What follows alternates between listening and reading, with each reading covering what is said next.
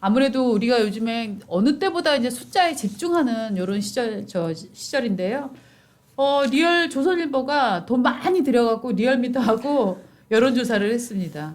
그래서 11일부터 15일까지 조사를 해갖고 뭐 지역별로 800명 막 이런 식으로 해서 돈 많이 썼거든요.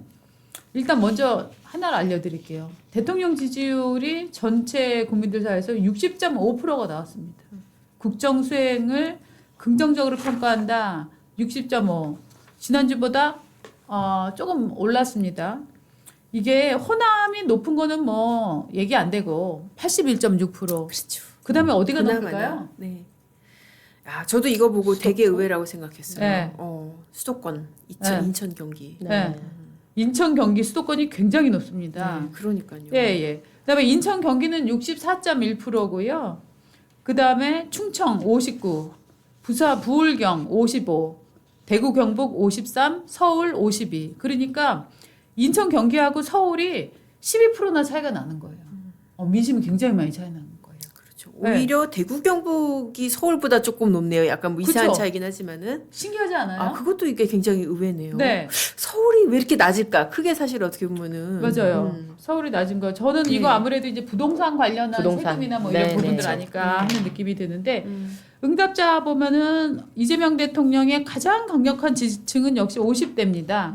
그리고 40대가 68, 60대가 60.5. 그러니까 40대, 50대, 60대가 가장 강력한 지지자였고 재밌는 게 이재명 대통령이 정말 짜증나는 대목일 게 10, 20, 30 여기를 보면은 30대가 49.2, 10대, 20대가 40.3. 그러니까 이재명 지지율이 50% 미만인 데는 10대, 20대, 30대. 그렇죠. 젊은 층. 젊은 층이 싫어하는 거예요. 그러니까요. 네. 그러니까 얼마 전만 해도 이제 40, 50 뭐 이랬었는데 이제 네. 그 60까지 올라가고 그렇죠. 예, 30, 40이 이제 쭉 나이대가 올라가면서 네. 이게 이제 10대, 20대, 30대가 이제 전반적으로 40대, 40%대의 그렇죠. 지지율이 나오는 거죠. 굉장히 재밌는 것 같아요. 그러니까 그 다른 나라의 경우도 그렇고 우리나라도 아주 전통적으로는 10대, 20대, 30대가 진보적인 당을 좋아하고 그 이후의 연령대가 보수적인 당을 좋아한다 뭐 이랬었는데 네.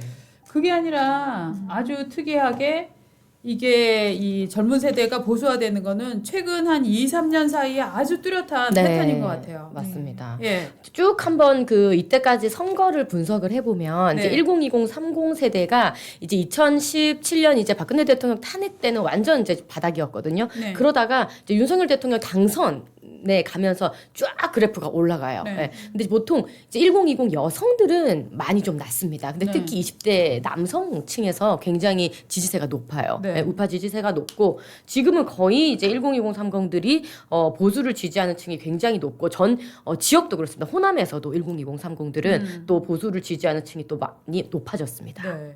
이게 아주 뭐 보수에게는 굉장히 이제 기대를 걸 만한 대목이다라고 계속들 보고 있는데 이 지지를 얼마나 잘 받아들이는지 이걸 이제 좀 앞으로 좀 봐야 되는데 요 그 후보들 관련한 숫자도 굉장히 재밌게 나왔어요. 정원호 40, 오세훈 37. 오차범위네죠. 굉장히 굉장히 타이트하게 많이 붙었죠. 따라붙었어요. 네. 전재수 44, 박형준 35. 여기도 여기는 좀 벌어졌고. 네. 예. 여기는 워낙 컸다가 줄어들다가 줄다가 다시 벌어졌고. 다시 조금 조심하죠. 벌어지는 이런 네. 상황이에요. 네, 그러니까 개인적으로 보면 나 좋았는데 나 왜 이렇게 됐지? 그렇죠. 하는 이런 황당한 느낌이 살짝 나올 것 같아요. 네. 그다음에 뭐 가장 화제의 지역구라고 저는 보는데 부산 북구. 뭐 시장급 아니지만 의원 선거로는 하정우가 39, 한동훈이 33, 이것도 뭐 오차범위 내 박민식이 20 이렇게 나왔습니다. 자, 국민의힘은 지금 저걸 어떻게 보고 계세요? 근데 일단 뭐 네. 여론조사가 이제 여러 군데가 있으니까 네. 전체적인 추이를 보는 건데요. 저는 부산 북갑을 현장에서 느낄 때 네. 1강이 없다 이렇게 봅니다. 일강이 없다. 예, 1강 아. 하나 딱 강한 사람이 지금 없다. 누구 하나 그렇게밖에 튀게 앞서 나가는 선두주자는 없고요. 거의 비슷비슷하다. 뭐 이렇게 좀 저는 보는데 일강은 없는데 일야은 있는 거 일야근 있고 그렇죠. 근데 아니, 그리고 그렇지가 솔직히, 않은 게 네. 예, 예. 아니 지금 어쨌든 뭐 전재수빨인지 뭔지 모르겠지만 네. 하정 후보가 35 35에서 40 이게 35에서 40 거의 고정적으로 이거는 박스권에 가지고 있긴 가는 있어요. 것 같아요. 네네. 네. 근데 지금 한동훈 후보나 박민식 후보는 더 많이 쳐지고 두 사람이 어쨌든 거기 아성은 아직까지 못 치고 간단 말이에요. 그래서 숫자 한번 다시 보여주시죠. 부산 거. 요거를 이제 부산 TK, PK 약간 여조와 실제 득표율을 이때까지 이제 선거를 쭉 한번 보시면 네. 10% 15%도 뒤집어진 경우가 되게 많아요. 그러니까 네. 마지막 여조랑 네. 실제 나온 게 뒤집어진 경우가 되게 많아요. 네. 이제 특히 부산 북각 가지고 제가 좀 예를 들어 드리면 2018년도 때 네. 박민식과 전재수가 붙었을 때 25% 차이가 난다고 돼 있었어요. 네. 그러니까 전재수가 25% 박민식보다 더 높게 나왔었거든요. 50 몇 프로고 박민식이 뭐 30%. 근데 실제로 까봤을 때 0.1%인가 거의 1% 차이로 졌거든요.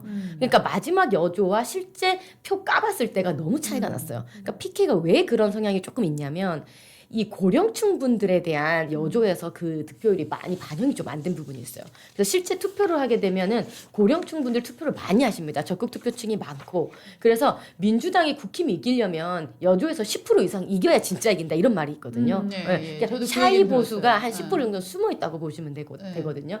그래서 사실은 지금 국민의힘 박민식 20 저렇게 보이기는 한데 사실 거의 35 뭐 거의 비슷비슷하다고 보시면 될 거예요. 그러니까 이건 이제 우리 손수조 이제 대표님 개인적인, 주장이고. 네, 그런데 지금 제 눈에 보이는 수치는 이강일약으로 보인단 말이죠. 아니 그러니까 지금 계속해서 얘기하는 게 네. 그래 너네 단일화 안 할 거면은 투표로 단일화할 것 같은데 그러면 투표로 단일화하면은 누가 더 유리하겠니 어느 쪽으로 쏠리겠니 그렇게 봤을 때 딱 가상 양자 대결이 보면은 하정우 박민식은 사실 오차범위 밖이란 말이에요. 그 14% 차이고 네. 하정우 한동훈은 지금 2%니까 굉장히 지금 따라붙고 있기 때문에 그렇죠. 이게 도대체 어떻게 된 거냐 그러니까 이런 얘기가 나와요. 저게 그러니까. 개소식 효과다. 개소식 때 그러니까 당 지도부가 총출동을 해가지고 거의 윤어게인 전선을 형성을 해서 이게 박민식 후보한테 악영향을 미친 거 아니냐. 뭐 네. 그렇게 또 뭐 사후적으로 보면 그렇게 해석이 또 될 수도 있을 것 같아요. 근데 이제 그 지난 총선 때 장해찬 무소속 그걸 한번 보시면 한 24% 5% 나오다가 9%까지 떨어졌어요. 마지막 최종에는. 그러니까 그게 무소속이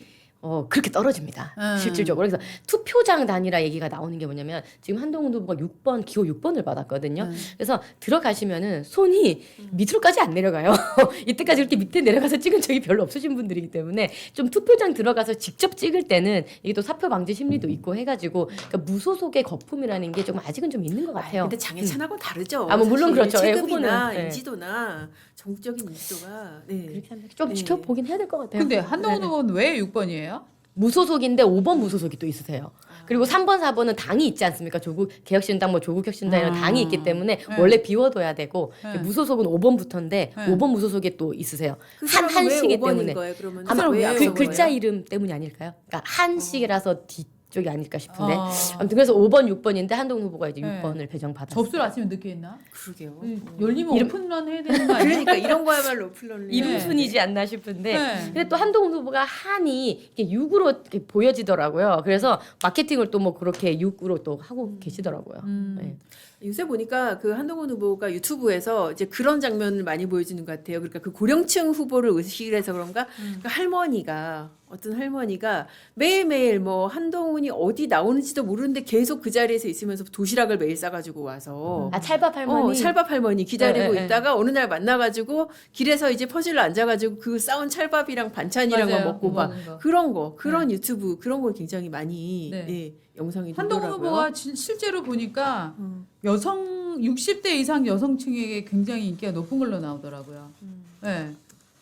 이제 그런 식의 그 예. SNS 소구력은 요새 네. 보면은 조금 약간 좀 소구력 약간 다른 좋아요. 방식인데 예 그리고 애들 만나가지고 뭐 얘기하면서 무소속인데 안 쪽팔려 애가 그러잖아요. 맞아요. 그러니까 학생이 그러니까 안 쪽팔려 뭐 이런 영상 그게 저 아침에도 이제 방송을 하면서 보니까 이런 게 굉장히 영상으로 소구력은 있고 그냥 뭐 무슨 비슷비슷한 뭐 당직자나 의원들이 나와서 무슨 얘기하는 것보다 훨씬 확산력은 있겠다 그런 생각이 들긴 하더라고요. 지금 오늘 방금 지금 또 SNS사에서 경론이 지금 벌어지고 있는데요. 하정우 후보의 그 주식 관련된 것 때문에 한동훈 후보 측과 어떻게 보면 한동훈 후보가 소속돼 있는 로펌에서 제기한 이제 논란인데요.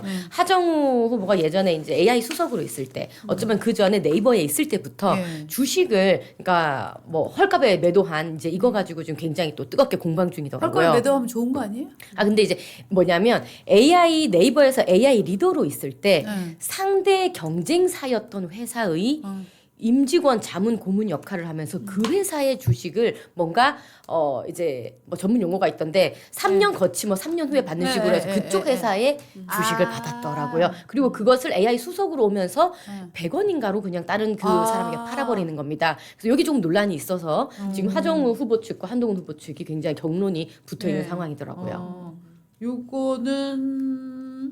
요거는 이게 둘이 주식- 싸움 붙으면은 간단치 않을 텐데 왜냐면은 주식 파킹 그 얘기. 네. 왜냐면 이제 한동훈 후보가 이런 거는 또 엄청 따박따박 그렇죠. 따지고 돌 수가 있어서 그러니까 그때 네. 이게 특수수사 많이 하고 또 론스타 수사 뭐 이런 거 해가지고 네. 이게 개요가 이제 어떻게 되냐면은 지금 그 홍종기 변호사라는 사람이 네. 이제 문제 제기를 했고 SNS를 통해서 하정 후보가 청와대 AI 수석으로 임명된 직후인 작년 8월 11일 자기가 보유하던 그 AI 기업 업스테이지 주식 와 4444주 4,444주를 주당 100원에 개인한테 매도를 했다는 거예요. 처음에는 개인 매도라고 얘기를 안 하고 그냥 그 회사 측이라고 이제 얘기를 했다가 나중에 한 언론사에서 이 네이버 아니다 업스테이지 쪽으로 이제 취재를 한 겁니다. 그러니까 알고 보니까 대표 개인에게 매도인 거예요. 그러니까 이게 또 이제 한동훈 후보 측에서는 허위사실 공표를 한 것이다. 이렇게 선거법 위반했다. 뭐 이런 식으로 해서 지금 부산 부값이 안 그래도 핫한데 지금 또 더 핫하게 생겼습니다. 그러니까요. 이게 어떻게 보면은 이게 주식 그 백지 신탁 의무가 있잖아요. 공직자 같은 경우에 3천만 원 넘어가고 직무 관련성이 있으면 아마 예. 그거에 따라서 이제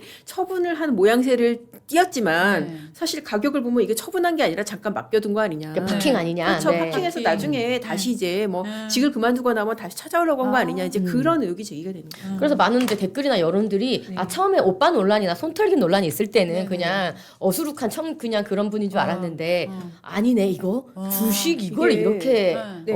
했네 이렇게 된 거예요. 지금. 주당 100원이 지금 어마어마한 게 우선주가 같은 달에 주당 29만 3,900원에 발행이 됐어. 그러면 거의 30만 원 가까운 거를 100원에 네. 팔았다는 거죠. 그건 되게 이상하다. 그러니까 이렇게 시장가의 0.13% 이하 이건 거의 준 거. 그러니까 거의 매도라는 외형을 띈 그냥 잠깐 맡겨둠. 네. 그 와이프한테 어. 할 수는 없잖아요. 그렇죠. 가족이니까 안 되죠. 그래서 이제 뭐 그거는. 하정우 네. 이제 수석 측은 이게 이제 그 스타트업 회사들한테 뭐 보통 이런 것들을 하는 거다 뭐 이렇게 네. 얘기를 하면서 근데 더 큰 논란이 뭐냐면 본인이 AI 수석으로 갔잖아요. 청와대 가고 나서 네. 이 업스테이트 이 회사가 업스테이지, 네.